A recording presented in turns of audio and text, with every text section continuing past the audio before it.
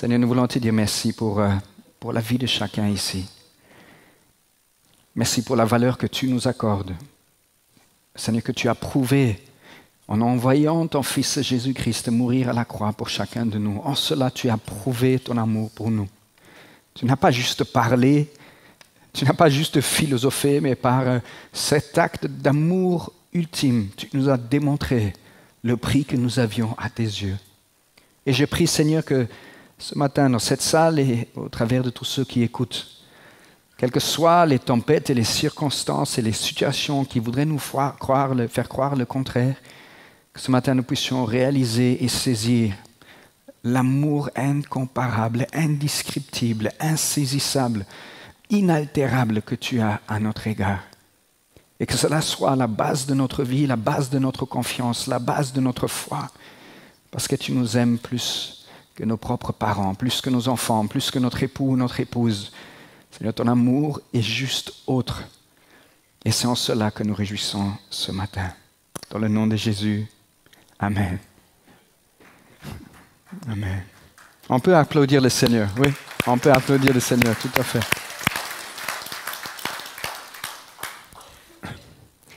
La vie est pleine de défis, n'est-ce pas? Et je ne sais pas si vous avez remarqué, mais plus on vit, plus les défis deviennent grands. Quand on est un petit enfant, on a ses soucis. Parfois, quand je discute avec Jude ou avec Marcus Onoa, et je vois les choses qui les tracassent, je dis « Ah, j'aimerais bien avoir ce type de problème. » Mais la réalité, c'est que plus on grandit, plus nos situations deviennent compliquées. Et plus on porte une responsabilité, plus les combats se multiplient. Est-ce que je suis le seul à témoigner ça? Quand tu es un enfant, tu fais face à tes petits défis. Quand tu deviens parent, tu fais face à tes propres défis, mais aussi à ceux de tes enfants. Si tu es responsable dans une structure, un chef d'entreprise, non seulement tu fais face à tes défis, ceux de tes enfants, ceux de ton entreprise, ceux de tes employés, je ne vous laisse même pas penser à l'Église. Un de mes mentors me disait, quand je n'étais pas encore pasteur, il dit, tu sais Alexis, ça, à chaque fois que ça sonne, 99% du temps, ce n'est pas pour apporter une solution, mais pour apporter un problème.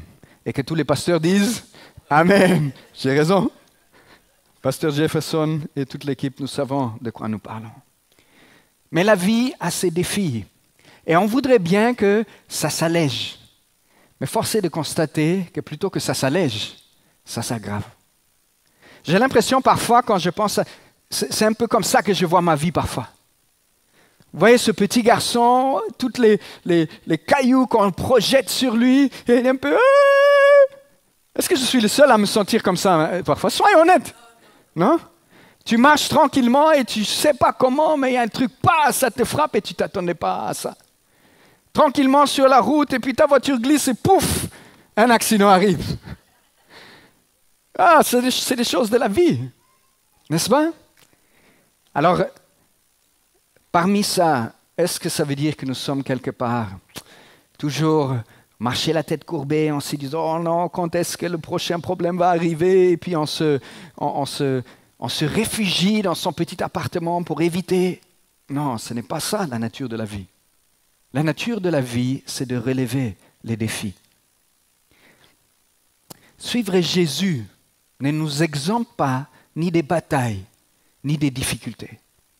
Si tu suis Jésus parce que tu penses en suivant Jésus, ma vie va être tranquille, ce n'est pas la bonne motivation pour suivre Jésus.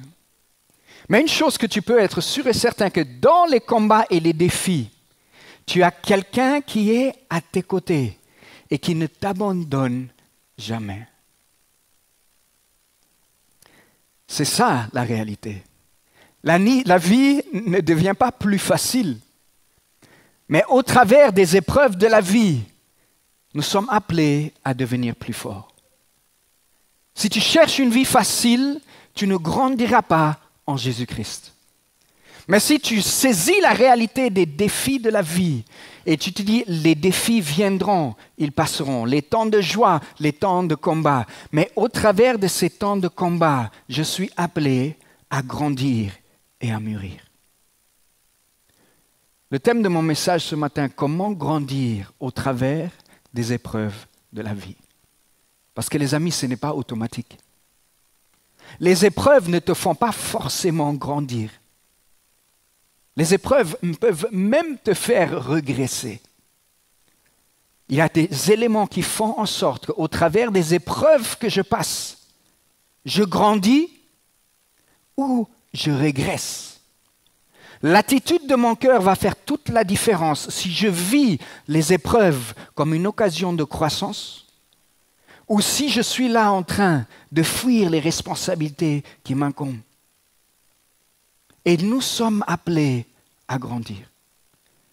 Donc, une des premières leçons à retenir, ne fuyons pas les défis et les épreuves de la vie, mais qu'au travers des épreuves de la vie, nous puissions grandir. Et nous allons voir ce matin, au travers de cette courte exhortation, comment grandir au travers des défis de la vie. Est-ce que nous sommes ensemble? Amen. Alors, je voudrais que vous puissiez ouvrir vos Bibles pour ceux qui n'ont pas de tablette comme Moïse. Vous allez dans le premier livre de Samuel au chapitre 17. Nous allons parcourir aujourd'hui un peu l'histoire de David et tirer quelques leçons de sa vie pour savoir comment est-ce que les épreuves de la vie peuvent nous préparer pour les victoires à remporter. Et comment ces victoires que nous remportons ne sont pas juste les victoires pour nous, mais pour tout un peuple, pour un entourage. Parce que la bénédiction ou la croissance dont nous sommes au bénéfice, elle n'est jamais au sens unique. Elle ne s'arrête pas dans un sens sans issue, mais elle est toujours un chemin pour quelqu'un d'autre. Est-ce que ça va ce matin? Nous allons ensemble dans le premier livre de Samuel à partir du chapitre 17 et je vous invite à relire toute l'histoire. Hier, je me suis plongé dedans et j'ai vu des pépites. Mais on n'a pas la possibilité de tout partager, on voudrait juste se focaliser sur quelques versets en particulier. Le premier, ce que j'avais mis ici, vous connaissez un peu l'histoire de David. Quand il est face aux Philistins, toute l'armée de l'Israël est paniquée. La réalité des défis de la vie, certains paniquent, d'autres voient des opportunités. Là où tout le monde, alors qui sont équipés, qui sont appelés à ça, Saül, le roi qui est censé prendre les choses en main, montrer courage pour donner le leadership, il se cache. Il fuit, tout le monde est en panique. La seule personne qui a un regard différent, c'est David. Et je vous rappelle que David est un jeune homme, peut-être tout juste de l'adolescence, 17, 18 ans, que sais-je. Mais imaginez que vous avez là quelqu'un qui défie un géant de 3 mètres de hauteur et dit, OK, que quelqu'un me fasse sortir cet homme-là et en fonction du combat, c'est lui qui va gagner, vous allez devenir nos esclaves. Imaginez les enjeux. Personne n'ose relever les défis, sauf un petit David. Et il dit, qui est donc ce Philistin, cet incirconcis, pour qu'il insulte l'armée de l'Éternel? Je me demande, est-ce que ton attitude est comme David? Où sont les David de cette génération qui n'ont pas peur des défis, qui n'ont pas peur des enjeux, mais qui disent, mais ce problème, aujourd'hui même, tu seras résolu. Et on va voir comment David arrive, parce que ce n'est pas en se frappant la poitrine, en disant, je suis trop fort, je vais terrasser. Parce que mon ami, si tu y vas comme ça, sache que Goliath, il va triompher sur toi. Si tu rentres dans les situations de la vie, les défis réels, avec les enjeux, par tes propres forces, attends-toi à être chicoté. Est-ce que j'ai des témoignages ici dans la vie? Est-ce qu'il y a des gens qui ont vécu un peu la vie? Mon Dieu. Mon Dieu. 1 Samuel 17, verset 26. Oh mon Dieu. Chacun disait, verset 25, avez-vous vu s'avancer cet homme? C'est pour jeter à Israël un défi qui s'est avancé. Si quelqu'un le tue, le roi le comblera de richesses. Il lui donnera sa fille et il affranchira la maison de son père. David dit aux hommes qui se trouvaient près de lui, « Que fera-t-on à celui qui tuera ce Philistin et qui ôtera l'opprobre de dessus d'Israël? Qui est donc ce Philistin, cet incirconcis, pour insulter l'armée du Dieu vivant ?» Je ne sais pas si tu réalises, mais la perspective que tu vas poser sur ton problème va conditionner la manière dont tu vas résoudre le problème. Si je ne me positionne pas avec un regard de la foi, je ferai face au problème avec un regard de peur et d'inquiétude. Et ça, c'est deux chemins complètement différents. Dieu ne nous appelle pas à un esprit de peur. Il nous appelle à un esprit de force, de courage et d'amour. Est-ce que nous sommes ce peuple ou est-ce que nous voulons l'être? Je vous invite à avancer avec l'histoire de David. Quand j'ai préparé ce message, je suis tombé sur cette citation de Sénèque, un philosophe romain du 1er siècle, au temps de Jésus. Il disait que la chance, c'est quand la préparation rencontre l'opportunité. Alors moi, je ne crois pas dans la chance, mais je crois qu'il y a un créateur du ciel et de la terre qui est maître des temps et des circonstances. Par contre, il y a une part qui te revient, il y a une part qui me revient. Et ça, c'est la préparation. Quand nous regardons l'attitude de David face à ce géant, quand il vient se pavaner en disant, mais la réaction du Philistin, de Goliath, quand il se tient devant David avec son petit bâtonnet, il commence à éclater de rire. Mais est-ce que je suis un chien vraiment pour que c'est celui-là que vous allez faire sortir pour me battre, moi, un géant de 3 mètres, depuis ma plus tendre enfance? Je vous fais remarquer que personne ne croit en David. Ni Saül, ni ses frères, ni les autres. Ils disent, mais c'est un cirque. Et que dit David? Aujourd'hui, on va aller un peu dans la Bible. Est-ce que c'est bon? On peut aller dans la Bible? 1 Samuel 17, verset 34. David dit à Saül, ou même 33, « Tu ne peux pas aller te battre avec ce Philistin car tu es encore un enfant. Il est un homme de guerre dès sa jeunesse. » Écoutez la réponse de David. « Ton serviteur faisait paître les brebis de son père. Et quand un lion ou un ours venait en enlever un du troupeau, je courais après lui. Je le frappais et j'arrachais les brebis de sa gueule. S'il se dressait contre moi, je le saisissais par la gorge. Je le frappais et je le tuais. C'est ainsi que ton serviteur a terrassé le lion et l'ours. Il en sera de même de ce Philistin, de cet incirconcis, comme l'un d'eux qui a insulté l'armée du Dieu vivant. » Verset 37.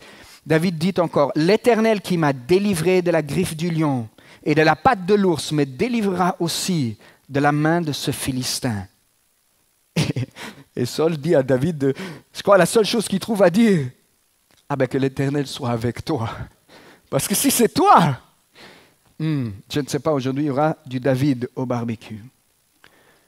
La notion que je veux que nous puissions retenir de ce texte, de la réponse de David, c'est que ce sont ses combats personnels qui l'ont préparé pour la victoire publique. On pensait voir un petit garçon derrière. Mais qu'est-ce que David a fait? Il a puisé dans son expérience avec Dieu. Dans les combats intimes de sa vie où il n'y avait personne. Un petit garçon qui s'occupe de ses brebis. Personne pour lui applaudir. David, tu es trop fort, on va te récompenser. Personne pour regarder, mais vraiment, allez, tiens bon. Allez, cours, je vais t'aider si jamais tu n'y arrives pas. Lui seul, avec ses brebis, avec Dieu et avec son adversaire. Les victoires que tu vas remporter publiquement se préparent dans les petites batailles que tu livres dans le secret de ton cœur au quotidien. David n'est pas comme ça arrivé un jour en disant « Tiens, je vais essayer ».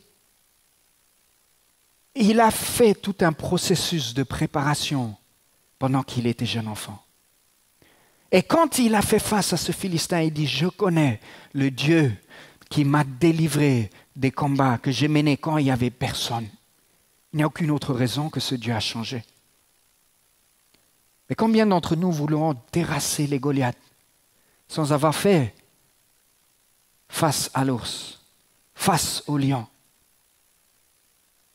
Jérémie, dimanche dernier, disait, c'est facile de résister à la tentation quand on est tous ensemble. Ici, on dit, oui, la pureté. Mais quand tu es seul devant un écran, quand tu es seul dans ton travail et tu retrouves avec un charmant monsieur, et tu sais qu'à la maison, ça ne va pas. Ça fait des années que c'est difficile dans le rapport conjugal. Et tu vois cet homme qui non seulement est doux, qui est beau, qui est riche, mais qui te porte de l'attention. C'est dans le secret de ton cœur que tu remportes la bataille. C'est là où tu dis, je vais juste profiter un peu parce que ça me fait du bien, ça enrichit mon ego, ça relève un peu ma force.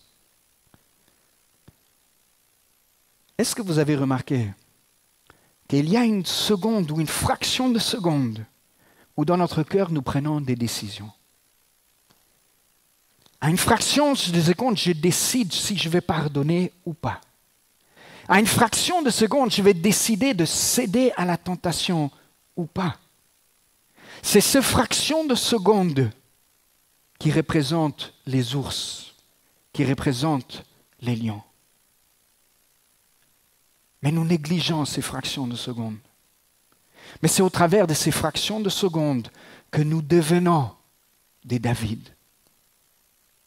Parce que c'est cela qui forme au quotidien quel type de personne nous sommes en train de devenir. C'est bien beau d'avoir des versets bibliques. C'est bien beau de parler aux gens de Jésus. Mais la vraie question, comment est-ce que j'agis quand on me traite mal? Comment est-ce que j'agis quand je n'ai pas ce que je veux obtenir? Et au contraire, comment est-ce que je gère ma vie quand je suis comblé de richesses, de reconnaissance, d'influence? Le vrai test, c'est toujours le test de notre cœur. Et c'est ainsi que la Bible nous dit de David qu'il est l'homme selon le cœur de Dieu. Vous vous souvenez la sélection du roi Saül? Sur quels critères il a été choisi? Un homme plus dépassant d'une tête, ben c'est normal, c'est celui-là que nous voulons. Parce que tout le peuple se basait sur une seule chose, les apparences physiques. Et qu'est-ce que Dieu nous dit?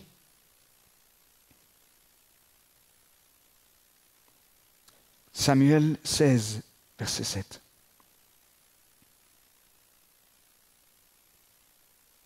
J'espère que vous allez bien.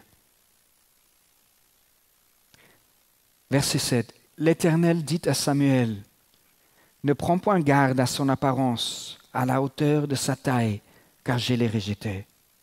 L'Éternel ne considère pas ce que l'homme considère, parce que l'homme regarde à ce qui frappe les yeux, mais l'Éternel regarde au cœur.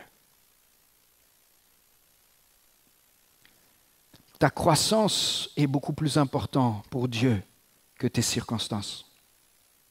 Parce que la personne que tu es en train de devenir va déterminer beaucoup plus de choses que les circonstances dans lesquelles tu te trouves actuellement.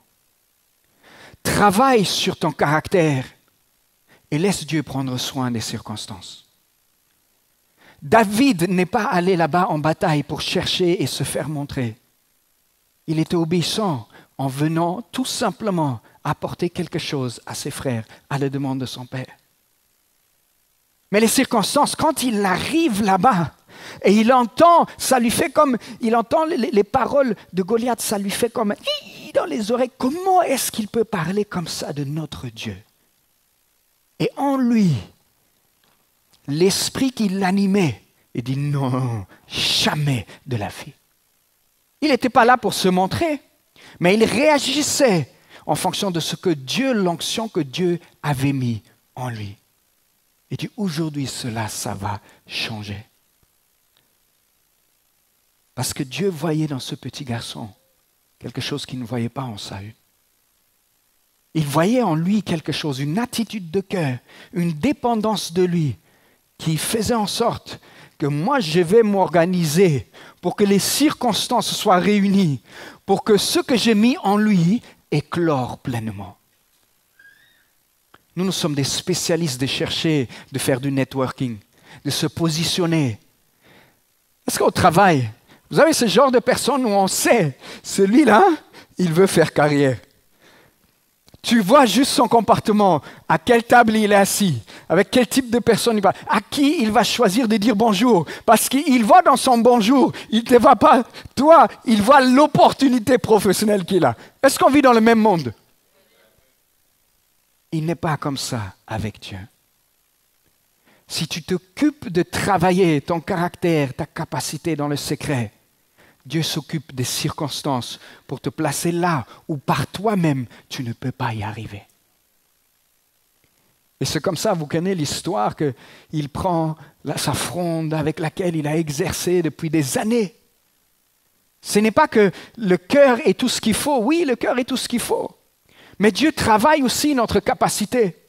Mais c'est lui qui fait en sorte que quand la préparation rencontre l'opportunité, c'est là où il y a la victoire que Dieu nous accorde. Mais peut-être tu es encore dans la phase de la préparation. Reste tranquille parce que l'opportunité viendra. Reste tranquille. Ne cherche pas. Tu vois quelqu'un promu, réjouis-toi avec lui. Tu vois quelqu'un avancé, tu dis gloire à Dieu. Tu vois quelqu'un qui est appelé au ministère, qui dit gloire à Dieu. Parce que le même Dieu qui appelle l'un, appelle l'autre, m'appelle moi. Et qu'en ce moment, je serai prêt. Parce que je n'attends pas que les circonstances viennent. Je suis ce que Dieu me demande au quotidien, en remportant les batailles dans mon cœur. Parce que Dieu est beaucoup plus intéressé par notre cœur, par notre caractère, que par nos circonstances. C'est la seule part où toi, tu as quelque chose d'ajouter. Parce que tu ne peux pas créer les circonstances. Pour que David arrive à ce moment même, pour que Saül réagisse, qu'on l'entend, qu'on lui reporte et qu'il se trouve exactement à ce moment-là. Et même avec sa capacité, avec la fronde, et ça j'ai appris ça hier, apparemment il y avait des personnes à Israël qui pouvaient utiliser cette fronde à 160 km/h. Vous imaginez? De prendre un caillou comme ça, 160 km/h et jusqu'à viser un cheveu. Donc c'était des personnes aguerries qui ont travaillé ça. Et j'imagine que David, quand il était là avec les lions et les ours et les ennemis, il utilisait sa fronde. Et c'est d'ailleurs une des plus belles leçons à tirer de cette histoire. Quand David dit « Je suis prêt, on va le combattre », quelle est la réaction de Saül? « Prends mon armure ». Il lui donne toute l'armure de Saül, tout l'épée, les trucs, et David dit « Mais ça, c'est pas moi. Moi, je ne sais pas manier ça, c'est pas mon histoire. Moi, ce que je connais, c'est mon sac de berger avec ma fronde et les pierres. Laisse-moi avec ça. » Ne cherche pas les armes de quelqu'un d'autre. Ne cherche pas à ressembler ou à prendre. C'est bien de s'inspirer, mais tu es toi et il et elle et elle. Dieu donne les armes à chacun en fonction de son appel. Et c'est cette fronde avec laquelle il était là toujours quand il était petit. C'est cette même fronde qui a terrassé ce Goliath qui s'est tenu devant. Le cœur de David, les circonstances qu'il a préparées pour que quand l'opportunité rencontre la préparation, Dieu donne la victoire. Ta croissance est plus importante que les circonstances. Et je nous invite à combattre le bon combat. Parfois, on se trompe de combat. Et on croit que c'est celui-là, ou c'est je me bats contre un tel, ou contre telle personne, ou contre telle circonstance. Alors que le vrai combat est premièrement le combat de notre cœur. Le premier combat est le combat de notre cœur. Je ne peux pas insister assez. Tu ne peux rien faire au fait qu'on t'a offensé. qu'on t'a trahi, que les choses te sont arrivées. Mais tu as une responsabilité d'en sortir. On ne peut pas être victime et vainqueur à la fois. Et si je me positionne comme victime, ma solution dépend de l'autre. Et je ne peux pas agir. Mais si je réalise, ok, voilà ce qui m'est arrivé, sans minimiser la gravité des choses qui peuvent arriver dans la vie. Mais une chose que je refuse, c'est que mon avenir soit conditionné par ce qui m'a été fait, ou par l'opportunité que je n'ai pas eue, ou pour le racisme dont j'ai subi les conséquences. J'ai une responsabilité de dire, voilà ce qui m'est arrivé, mais moi je choisis d'y répondre en choisissant la réponse adéquate. La différenciation psychologique est l'une des choses les plus importantes pour chaque chrétien. Et je vais la définir très simple. Être une personne différenciée, c'est une personne qui est émotionnellement connectée à la réalité des personnes autour de nous. Je suis connecté à mon épouse, je suis connecté à mes enfants, je suis connecté aux membres de cette église. Mais ma réaction ne peut pas dépendre de la réaction de l'autre. Si ma réaction dépend de celle de l'autre, je suis dans la réaction.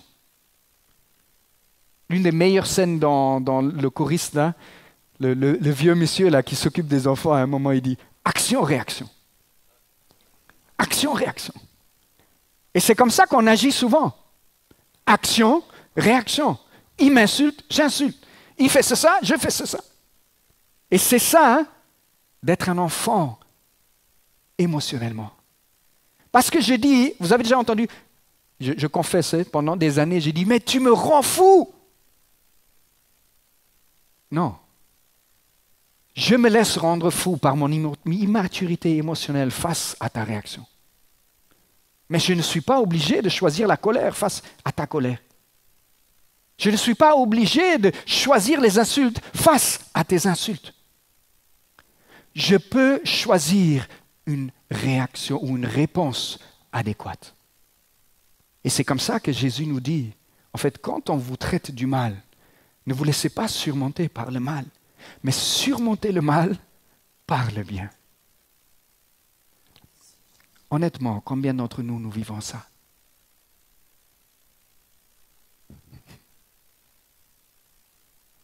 Ton épouse te fait une petite crasse et dit, attends-moi au tournant là-bas. Aujourd'hui, là, je ne vais pas aller faire l'essence, je ne vais pas aller faire les courses et tu vas voir. Nous devons rester émotionnellement connectés parce que nous sommes appelés à nous aimer les uns les autres. Mais je ne peux pas faire en sorte que ta réponse détermine la mienne. Si ta réponse détermine la mienne, ça veut dire que je suis codépendant de toi. Et je ne peux pas être une influence positive. Ça m'a pris longtemps de comprendre ça avec les enfants. Et j'ai banni cette phrase « tu me rends fou ». Maintenant, j'ai dit « j'ai besoin de grandir pour être en mesure de répondre de façon comme Christ le souhaiterait à ton enfance. » Combattre le bon combat. Regardez 1 Samuel 17, verset 45. On est toujours là, hein?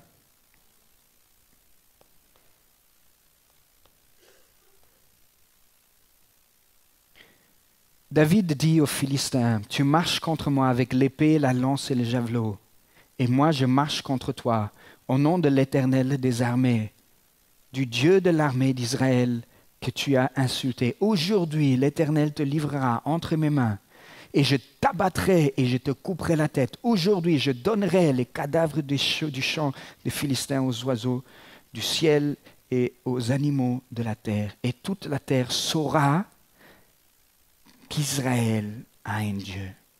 Et toute la multitude saura que ce n'est ni par l'épée, ni par la lance que l'Éternel sauve, car la victoire ou la bataille appartient à l'Éternel, et il vous livre entre nos mains.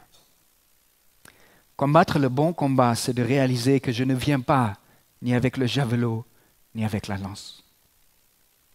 Je ne viens pas ni avec la stratégie, ni avec la manipulation, ni avec de l'argent. Je viens avec le Dieu qui m'a soutenu depuis toutes ces années. Le combat n'est pas un combat contre le sang et la chair. C'est un combat qui se livre d'abord dans le monde spirituel. Et si je ne réalise pas, je me trompe de combat.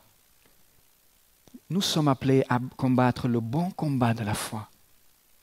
Ne pas être là en cherchant à utiliser les moyens humains pour vouloir surmonter. Mais la seule manière de le faire, c'est que nous avons des histoires de lions et d'ours. Si nous ne cultivons pas les histoires de lions avec l'ours, quand on arrive face au Goliath, on n'a rien à faire. Et c'est là où je veux nous inviter à prendre cet appel de Christ, de venir en sa présence, de demeurer en lui et de laisser sa parole demeurer en nous, d'être ancrés et enracinés en lui au sérieux. Parce qu'il dit, si nous faisons ça, nous porterons du fruit. Si nous faisons ça, nous avons des victoires dans notre poche. Et lorsque nous avons ces victoires dans notre poche, nous sommes en mesure de remporter des victoires plus grandes. Et je voudrais attirer votre attention là-dessus. Je répète, quand on est enfant, on repose un peu ses problèmes et sa responsabilité sur les parents. C'est bien, ils cassent quelque chose, c'est l'assurance des parents qui payent. Quand on devient adulte, on est responsable de soi-même. Et on commence à s'assumer, on sait, voilà ce que je fais, ce que je peux faire. Quand on se met en couple, on n'est pas seulement responsable de soi-même, mais d'un foyer. Et puis les enfants. Et puis les responsabilités grandissent. Dieu ne regarde pas simplement ta vie, ni la mienne. Il regarde toujours à quelque chose de plus grand. La victoire de David n'était pas juste pour David. Il a eu sa récompense, certes. Il s'est marié, il a eu la royauté, tout ce que nous voulons, mais en fait la réalité c'est que le peuple de Dieu a vu la victoire et s'est confié davantage dans le Dieu de l'Israël. Que tes victoires publiques soient une occasion pour quelqu'un de découvrir et de déclarer que l'Éternel est Dieu. Et qu'au travers des choses que tu remportes, la manière dont tu portes les responsabilités, le monde voit qu'il y a un Dieu qui est vrai. Certains ne liront jamais la Bible, mais tu es la lettre écrite pour eux. Ils liront la foi chrétienne au travers de ta vie et la mienne. Et je me pose la question, quel type de lettres sont-ils en train de lire?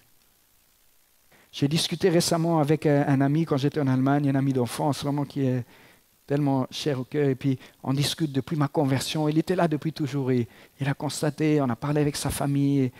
Et je l'ai amené dans une église quand j'étais en Allemagne. Il a dit, mais c'était vraiment super, vraiment, je me pose vraiment les questions. Et puis on croise quelqu'un et il me regarde comme ça. Lui est à l'église. Et je dis, oui, parce que tu le connais. En fait, c'est le bailleur qui nous loue des locaux pour l'entreprise. Je n'aurais jamais cru que c'est quelqu'un qui vient à l'église. Parce que la méchanceté avec laquelle il traite ces histoires. Je dis, moi, merci, mais j'ai plus envie de venir à l'église. Et ça m'a brisé le cœur. Et pour une fraction de seconde, je me dis, ah non, vraiment, quelle église? Pourquoi est-ce que ça se fait comme ça? Et je me suis posé la question. À l'ACM, les chefs d'entreprise, les personnes qui sont en responsabilité, si un de tes employés apprenait que tu vas à l'église, est-ce qu'il va dire, ah ben oui, maintenant tout a son sens? Ou est-ce qu'il va dire, oh, en tout cas, il faut de tout pour faire un monde. Hein? Bien aimé, si la foi ne se traduit pas par quelque chose de vrai dans notre vie, à quoi bon? Mais la seule manière de vivre ces choses, c'est si nous cultivons une relation vraie avec Dieu. Et c'est dans les batailles secrètes de notre cœur où nous remportons par la puissance du Saint-Esprit les combats sur la tentation, les combats sur l'impureté, les combats sur la rancœur, les combats sur la jalousie, les combats sur je ne sais pas encore. Et avant toute chose, c'est dans ton cœur. Le meilleur exemple, et je veux finir par ça, le meilleur exemple que nous trouvons dans le Nouveau Testament, on voit qu'au travers de l'œuvre de la croix, Jésus a livré publiquement en spectacle toutes les dominations en triomphant d'elles par la croix. La plus grosse victoire qui a été remportée dans l'histoire de l'humanité était sur cette croix. Mais cette bataille n'a pas été gagnée sur la croix. Cette bataille a été gagnée dans le jardin de Gethsémane, où il dit non pas ma volonté, mais que ta volonté se fasse. Est-ce que nous pouvons arriver au quotidien et nous poser la question, non pas ma volonté, mais que ta volonté se fasse? Que ça me coûte ou ça ne me coûte pas, je sais que c'est ce qu'il faut. Et si je peux, si cette coupe peut passer, mais non pas ma volonté, mais que ta volonté se fasse. Et aujourd'hui, nous sommes tous au bénéfice de cette victoire de Gethsémane. Il était tout seul, pleurant des larmes de son corps.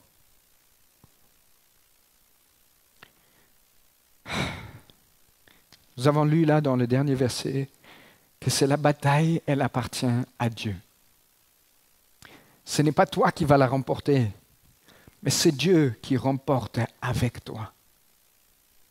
Nous avons un choix, soit nous le faisons par nous, ou soit nous nous appuyons sur le Dieu qui nous appelle à le suivre. Mais si nous marchons avec le Dieu qui nous appelle à le suivre, nous verrons des victoires que nous ne pouvons pas voir de nous-mêmes. Et c'est à ça que j'aspire en tant qu'Église. Que nous puissions voir ici des choses dans notre vie, dans notre manière de vivre, que de par nous-mêmes, nous ne pouvons pas faire.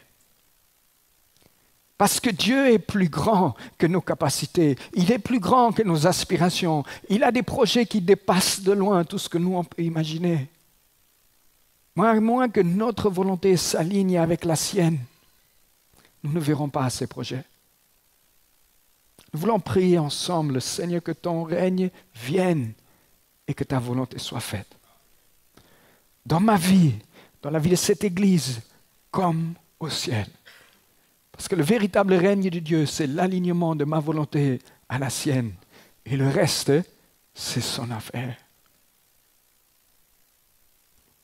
On veut prier. Je voudrais t'inviter, peut-être il y a un domaine de la vie actuelle dans lequel tu as du mal, ou c'est des batailles où tu dis, mais ça fait des années que je me bats avec ça.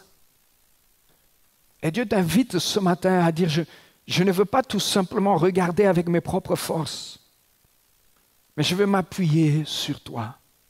Ce que moi je ne peux pas faire, Seigneur, toi tu peux le faire.